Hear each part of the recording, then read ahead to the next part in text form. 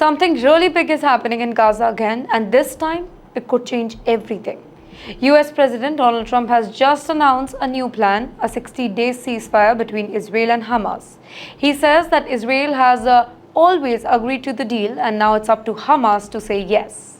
But there's a twist. While Trump is pushing really hard for peace, Israel's Prime Minister Benjamin Netanyahu has made one thing very clear. In his vision of post-war Gaza, there will be no Hamas. Well, that statement alone has sparked serious debate. Can there really be peace if one side says that the other must be completely wiped out? Now, here's what's really going on. After nearly 21 months of war, both sides, Israel and Gaza, are feeling the pressure. Gaza has been hit really hard, with over 57,000 people who have died, mostly women and children, and this is according to Gaza's health ministry. Homes, schools and hospitals lie in ruins. Almost 90% of Gaza's 2.3 million people have been forced to flee their homes, many with nowhere safe to go. Now, Trump is hoping that this 60-day pause will open new doors to ending the war completely. But Hamas, while open to talking, is holding firm on one condition.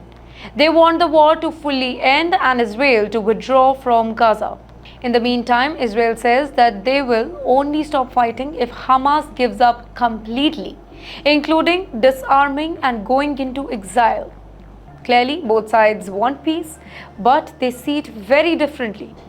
The proposed deal includes things like partial Israeli withdrawal and a boost in humanitarian aid to Gaza, where food, water and medicines are scarce. Now, the idea is to build trust, then talk about bigger, long-term solution. In fact, some hostages might also be released, possibly 10 or more.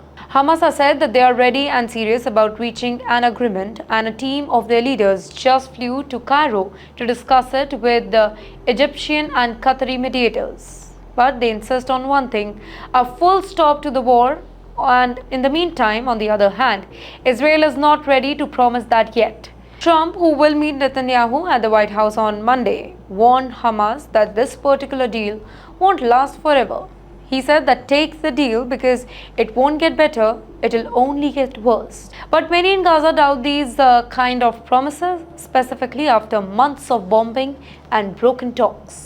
After that, the violence hasn't stopped. Just recently, 40 people were killed in a fresh Israeli airstrikes. One of them was Dr. Marwan al-Sultan, the director of the Indonesian hospital, one of the only major hospitals that was left in northern Gaza. His entire family died in the strike too. Local health workers called him a hero who never left his patients even as bombs fell. So the question is, what's next? Well, that depends on whether both sides can move beyond the fighting and find common grounds. Right now, tensions are still high, and people across Gaza and Israel are watching, hoping and praying. Specifically, the families of hostages and the innocent civilians who are caught in the middle. And also, the world is watching too. If this deal falls apart, the war could get even worse. But if it works, it could be the beginning of something rare in the region, a real lasting peace.